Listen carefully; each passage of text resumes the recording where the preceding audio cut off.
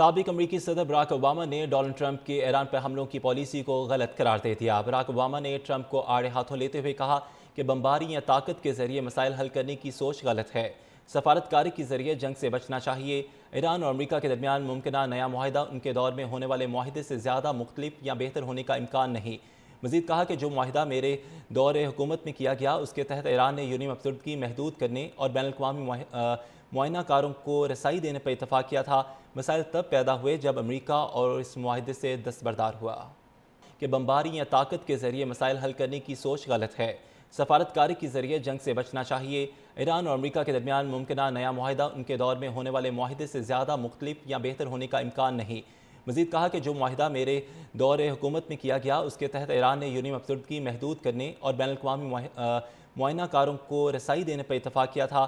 مسائل تب پیدا ہوئے جب امریکہ اور اس معاہدے سے دستبردار ہوا کہ بمباری یا طاقت کے ذریعے مسائل حل کرنے کی سوچ غلط ہے۔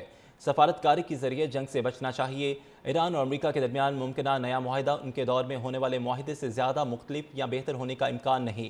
مزید کہا کہ جو معاہدہ میرے دور حکومت میں کیا گیا اس کے تحت ایران نے یورینیم افزودگی محدود کرنے اور بین الاقوامی معائنہ کاروں کو رسائی دینے پر اتفاق کیا تھا۔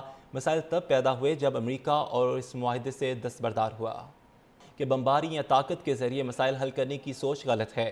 سفارتکاری کے ذریعے جنگ سے بچنا چاہیے۔ ایران اور امریکہ کے درمیان ممکنہ نیا معاہدہ ان کے دور میں ہونے والے معاہدے سے زیادہ مختلف یا بہتر ہونے کا امکان نہیں۔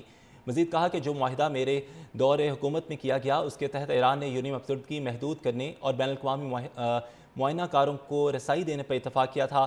مسائل تب پیدا ہوئے جب امریکہ اور اس معاہدے سے دستبردار ہوا کہ بمباری یا طاقت کے ذریعے مسائل حل کرنے کی سوچ غلط ہے۔ سفارتکاری کے ذریعے جنگ سے بچنا چاہیے۔ ایران اور امریکہ کے درمیان ممکنہ نیا معاہدہ ان کے دور میں ہونے والے معاہدے سے زیادہ مختلف یا بہتر ہونے کا امکان نہیں۔ مزید کہا کہ جو معاہدہ میرے دور حکومت میں کیا گیا اس کے تحت ایران نے یورینیم افزودگی محدود کرنے اور بین الاقوامی معائنہ کاروں کو رسائی دینے پر اتفاق کیا تھا۔ مسائل تب پیدا ہوئے جب امریکہ اور اس معاہدے سے دستبردار ہوا کہ بمباری یا طاقت کے ذریعے مسائل حل کرنے کی سوچ غلط ہے۔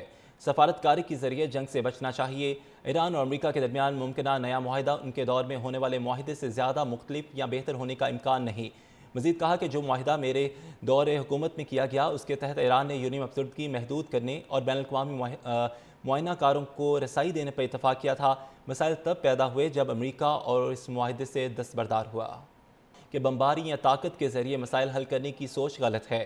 سفارتکاری کے ذریعے جنگ سے بچنا چاہیے۔ ایران اور امریکہ کے درمیان ممکنہ نیا معاہدہ ان کے دور میں ہونے والے معاہدے سے زیادہ مختلف یا بہتر ہونے کا امکان نہیں۔